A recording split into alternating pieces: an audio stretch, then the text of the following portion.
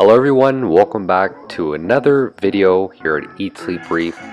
In this week's video, what we are going to be covering is what exactly I dose in my tank, how much I dose, because I think I've been asked that quite a bit of times, not only here, but also on Instagram. People are always wondering, how much do I dose, what do I dose?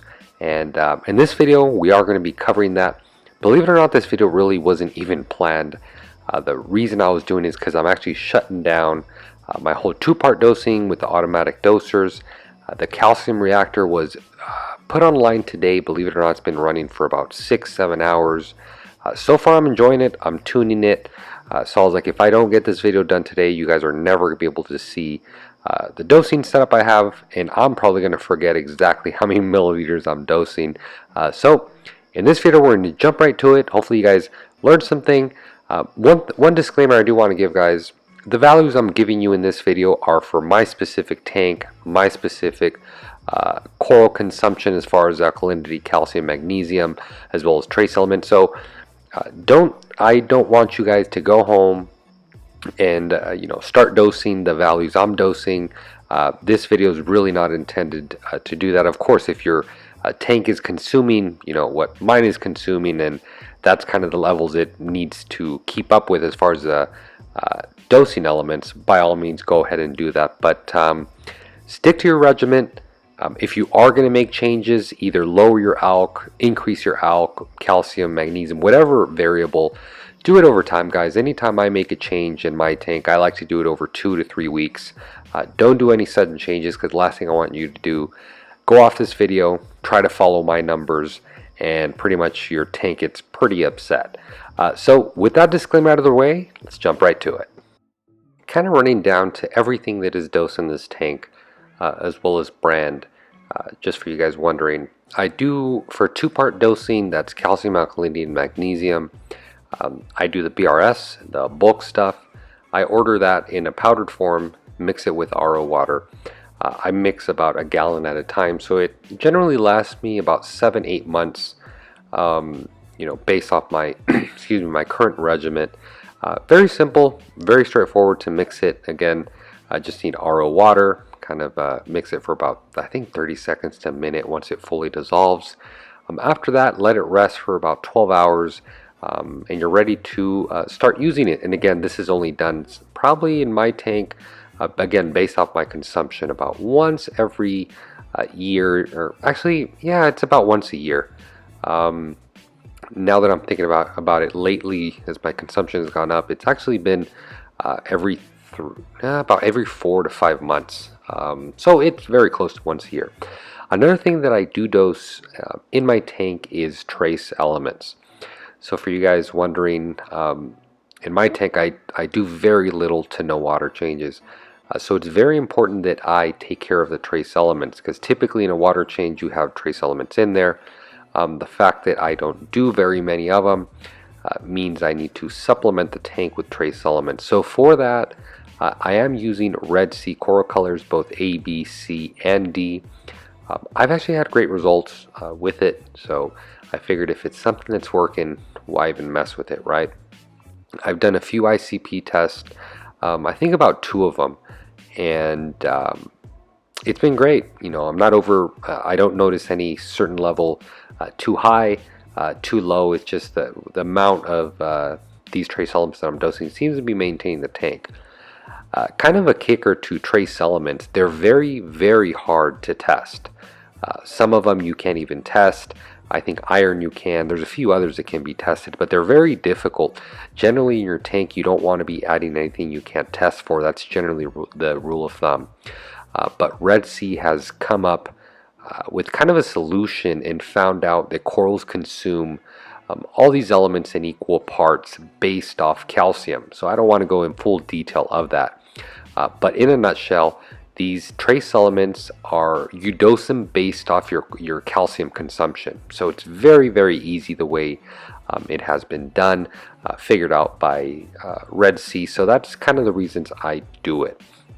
Now, one of the next parts that I am going to be covering that again gets asked quite a bit, and this is where I don't want you guys to go ahead and try to chase the numbers I have If you are going to make any adjustments, do them over time. Don't do them suddenly, because your corals are going to get super pissed off. Last thing I want to happen is obviously you guys lose some corals because you're trying to chase a number. So these next values I'm giving you guys is just my specific tank with my specific setup and my specific corals. This is just what's needed to maintain the desired levels I am after. So very quickly before I run down the numbers, the target ranges I shoot for generally is my DKH or alkalinity. I like to keep it about 8.0 to 8.9. That's again a general rule of thumb. My calcium, I like to keep it about 400 to 450. Lately it's been hovering a little bit low. I've been trying to work it up slowly over time, but I've run it as low as I think like 350 with great success. The corals are still encrusting. So that just goes to show really how adaptable these corals are and how they care more about the stability than the actual number.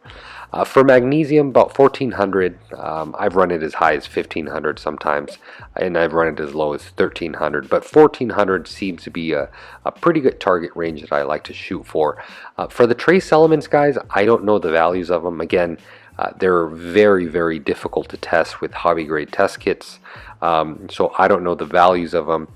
Again, this is just dosed based off the calcium consumption. So what we're going to do now is give you guys a full rundown of calcium, alkalinity, and magnesium as far as how much of each one of those is dosed.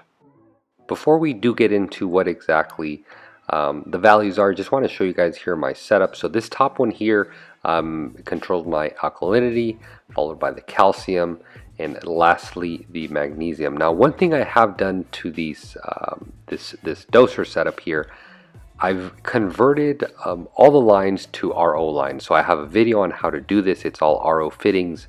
Makes it a lot easier to switch in and out. This one here, you don't see it connected because again it's going to be taken down. This bottom one here is for the trace elements, and you can see the Red Sea coral colors are back here, all four of them, again A, B, C, and D.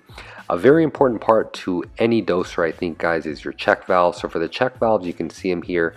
I'm using the John Guest check valves. It's pretty much the top of the line when it comes to check valves, and just ensure that the calibrated liquid is always dosing at a same rate, because again my dosers are down below and they have to travel all the way up.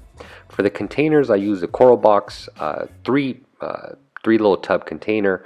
You can see I have them labeled alkalinity, followed by calcium, and then lastly we do have magnesium. So these here, they look very cool. They're, you know, they make a great addition to the tank, nicely organized. I've also done the RO fittings on this one here. Again, I have a YouTube video on that. It's very simple to do. So this container is great, but again, we're going to be taking her out. So going on to the values. So for the values, starting off with alkalinity. For all these elements, I dose them 4 times a day. They're dosed every 6 hours. And that's, you know, if you can spread them out even more, even better, but you want to spread them out throughout the day. So for alkalinity, I'm dosing 33 milliliters. For calcium, we are dosing 40 milliliters. And last but not least, for magnesium, we are dosing 16 milliliters. Now again, these are all spread out throughout the day. Again, all these doses are 4 times through the day. A very important part, guys, is alkalinity and calcium. You do not want to dose them at the same time. You want to dose them at least 30 minutes before or after, because if they're dosed at the same time, they will precipitate out. In other words, you'll dose for no reason, though, in other words, precipitation, look at it as them canceling each other out. So that's a very important player. Now for the Red Sea coral colors, I dose 1 milliliter of each, and that's only done once a day. So 1 milliliter of A, 1 of B, 1 of C, and 1 of D. Aside from that, it's very straightforward, guys. This tank is pretty automated as far as the dosing is taken care of, but like I said, after today, this doser will no longer be hooked up. I will keep the coral colors A, B, C, and D on board, but as far as the 2-part, that's going to be completely taken offline. And we're going to be able to see, really, hopefully take the tank to the next level here with the calcium reactor. So far guys, I honestly wish I would have done this setup sooner. It's a lot easier than it looks. Believe it or not, two-part dosing, it is a bit more complicated. A lot of us think it's easier, but actually now that I'm set up the calcium reactor, you just focus on your low bubbles, your drip rate, and you're done. That's it. So very happy to be doing some more follow-up videos on this calcium reactor. Guys, I hope I covered all the questions that I get asked as far as what I dose, how much I dose, and what brands I use. I really hope, again, I was able to answer those questions. If you guys have any more questions, comments, or concerns, guys, please leave them down in the comment box below. As always, guys, thanks for watching. Happy reefing.